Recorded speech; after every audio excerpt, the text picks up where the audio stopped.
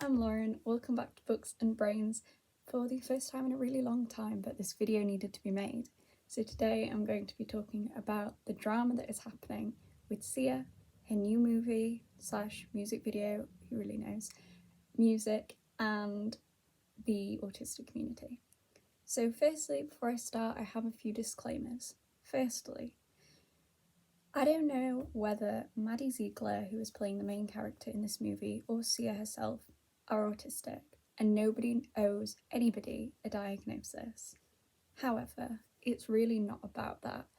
What it is about is the fact that we have a movie that is being supported by Autism Speaks, which is a known hate organisation who push for the discovery of a cure for autism, which is something that the majority of the autistic community do not want. They've also made really damaging short films and adverts which perpetuate fear of autistic people, and they just would not support. Secondly, Sia is herself disabled. She has EDS, Ehlers-Danlos syndrome. But what this means is that this ableism is coming from inside the house, so to speak. This is sometimes called lateral ableism, so instead of it being somebody who is privileged in an ableist context, so somebody who isn't a disabled person, discriminate against somebody who is disabled, this is happening laterally, so a disabled person who is discriminating against another disabled person. And thirdly, I am not an expert on any of this. The only claim I have to be able to talk about this is that I am autistic. However, I am a white, cis, autistic girl, and later in this video I'm going to be talking about Sia's comments that are disparaging to sex workers and to the transgender community. I am not a sex worker and I am not trans, so I can't talk about that from a personal experience, so I will be deferring completely to people who can. Anyway, with all of that out of the way, let's get into the main bulk of the video. So Sia is, if you don't know, a singer-songwriter who has written such pop hits as The Greatest and Elastic Heart and Chandelier. Is a constant in most of these videos is that Sia has Maddie Ziegler, who is, or was, should I say, on Dance Moms in her videos, often playing a mini-me. So that's the backstory of their connection. So music. So as far as I know, Sia has been mostly a musician up until this point, but recently she put out a trailer for her new sort of, I think it's a film, but it's really not clear. I'm fairly sure it's a film because IMAX have been tweeting about it. So as far as I know, this is her first venture into film, and that is with a film called Music. So Music, from what I can gather from the trailer, is about an autistic girl whose name is Music, who is living with her sister, who is a drug addict. Music is non-speaking, but can communicate through an AAC, which is an augmentative alternative communication. And I just had to look that up because I can never remember what the first A stands for.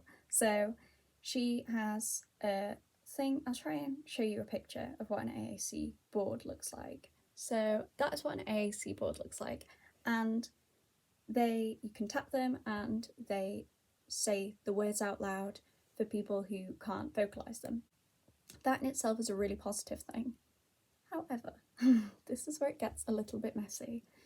So the autistic community were curious why an autistic actor hadn't been given this opportunity. Now, this isn't necessarily a deal breaker. For a lot of people, autistic actors in a show are important, but we also recognise that it is possible for allistic actors or non-autistic actors to portray our stories. For example, I'm quite a fan of the Netflix series Atypical, which I know that some of the autistic community aren't. Sam, who is the main character, is not portrayed by an autistic actor. However, all of the actors who make up Sam's autism support group are autistic, and The programme itself have been really great at responding to the autistic community and listening to us.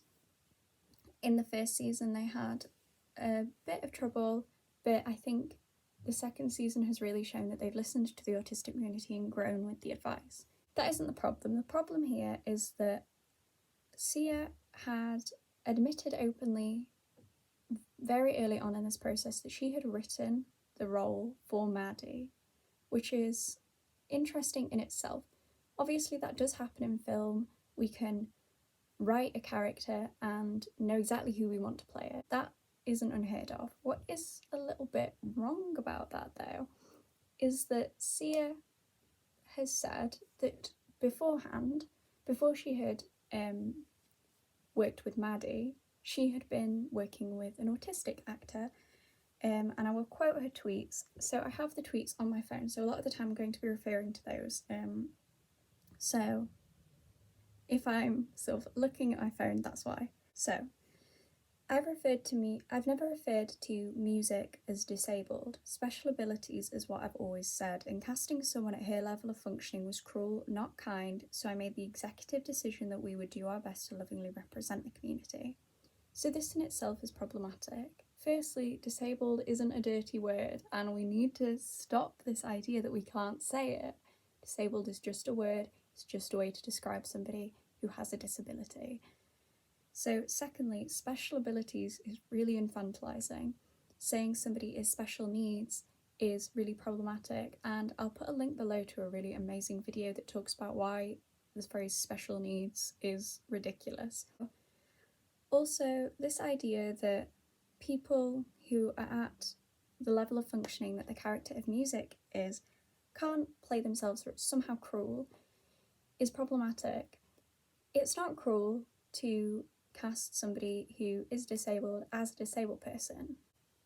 So Sia said that she originally cast an autistic actress to play music, but that the working conditions on set were too stressful for the actress to continue, and they decided to instead continue with Maddie instead of an autistic actor. This is problematic because what it means is instead of adapting our work situation and our work environment to be autism friendly to an autistic actress in a film about a girl who is autistic, instead it will be easier for us to cast a neurotypical actor to play the autistic character rather than fostering an on-set environment that is accessible for people who are autistic. Oh, it's so strange. It's so bizarre.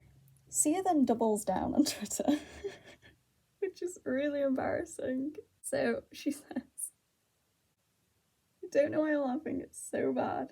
When an autistic actress said that she is autistic and loads of autistic actors could have acted on short notice and would have been great at it, she replied, maybe you just aren't a very good actor. Like, maybe you just weren't good enough to be in my film. Which I find so funny and so insulting at the same time. That she's like, well, maybe you just weren't good enough to be in my movie. No, I didn't ask you to audition, I didn't ask you to be a part of it, but maybe you weren't good enough. Consider.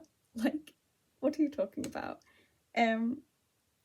So then somebody else says, it's such a mighty shame that someone with such a colossal platform is using it to exclude disabled and neurodiverse actors from their own narratives. I've been a long time fan of your work, so it's really disappointing, and I completely feel this person. Then Sia says, I cast 13 neuroatypical people, 3 trans folk, and not as effing prostitutes or drug addicts, but as doctors, nurses, and singers. Effing sad, no one's seen the dang movie. My heart has always been in the right place. So, aside from the fact that this is a bit of a guilt trip, my heart has always been in the right place is a really great way of deflecting blame.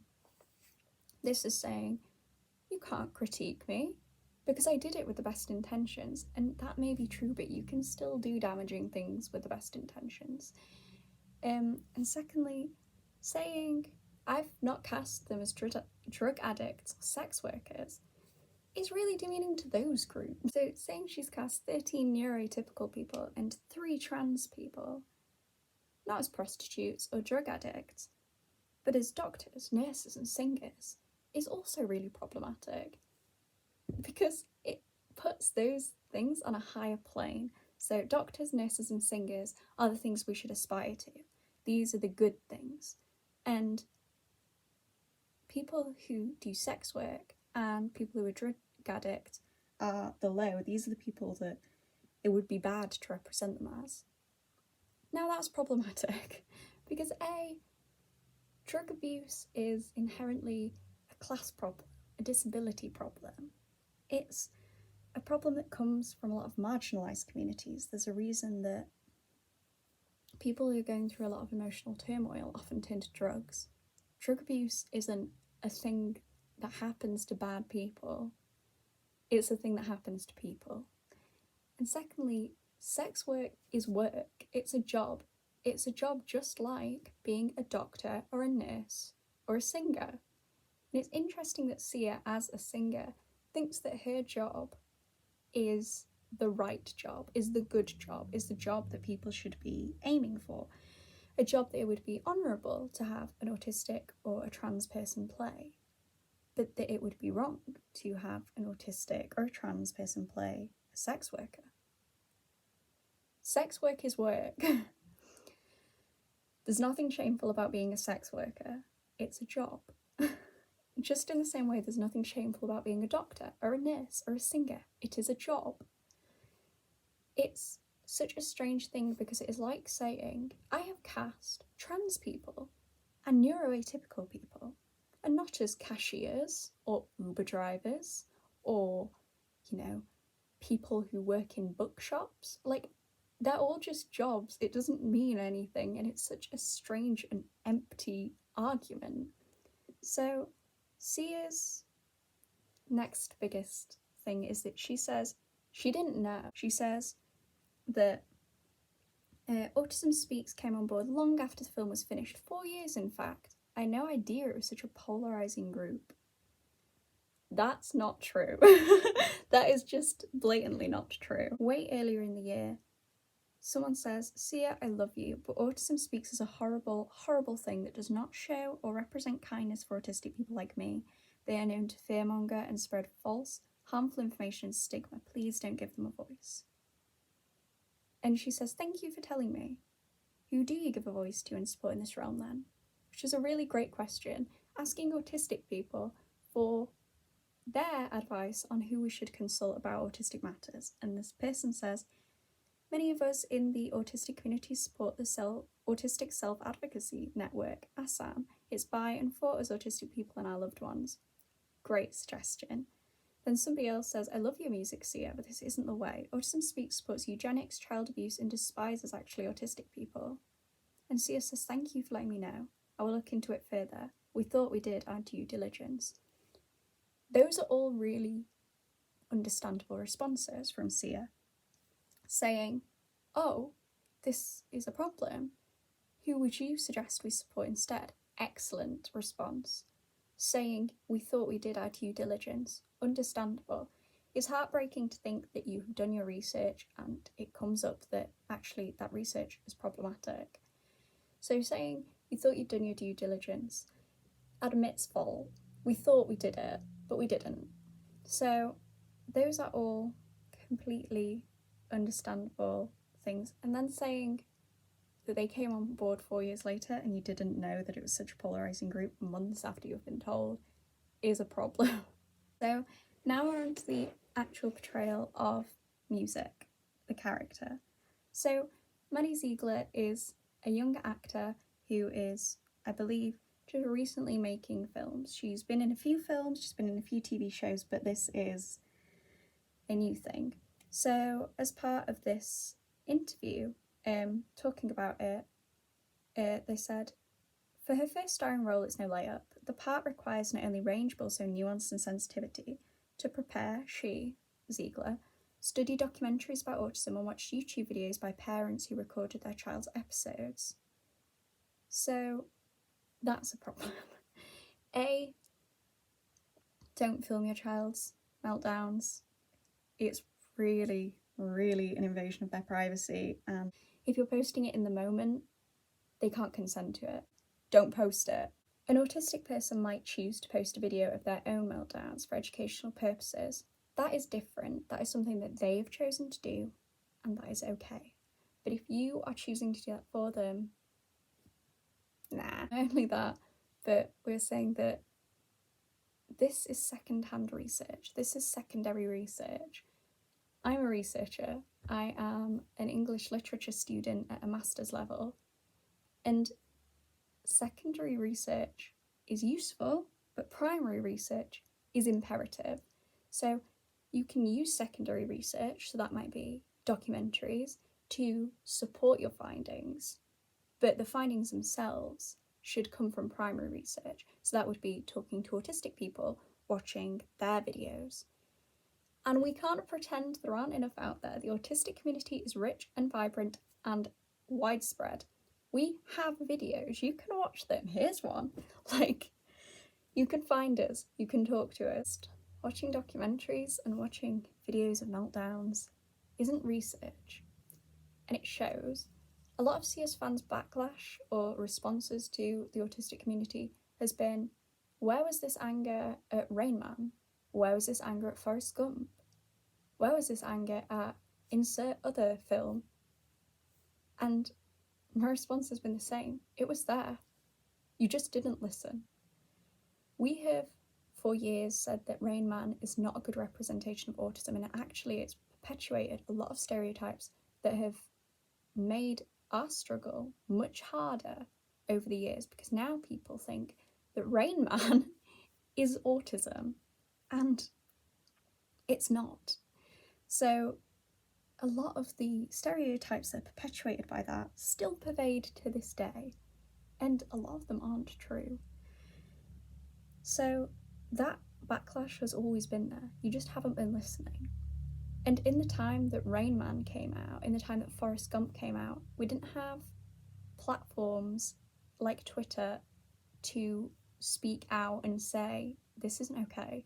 We were just, writing to newspapers, writing to websites, talking about it and saying this isn't all right. They're not going to publish that. This is the first time that we have had a chance to speak back, and now we're speaking back, and you're saying that the anger hasn't been there for previous representations.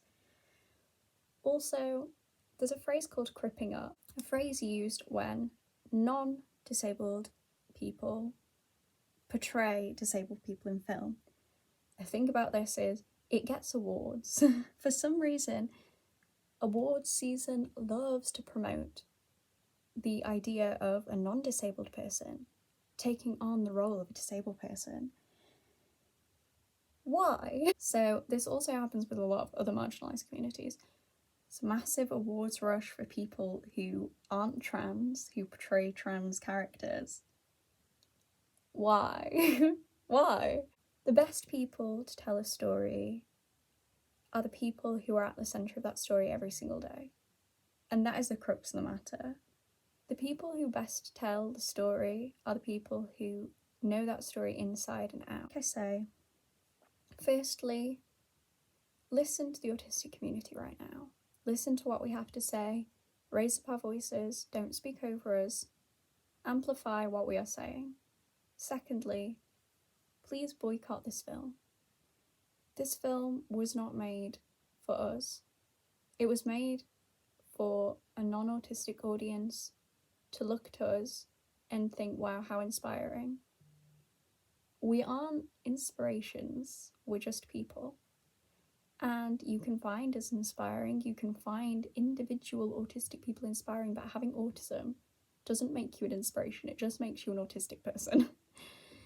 And lastly, like I say, we don't know if Sia or Maddie are autistic, but really that's not the crux of the problem. The crux of the problem is the response that Sia has had.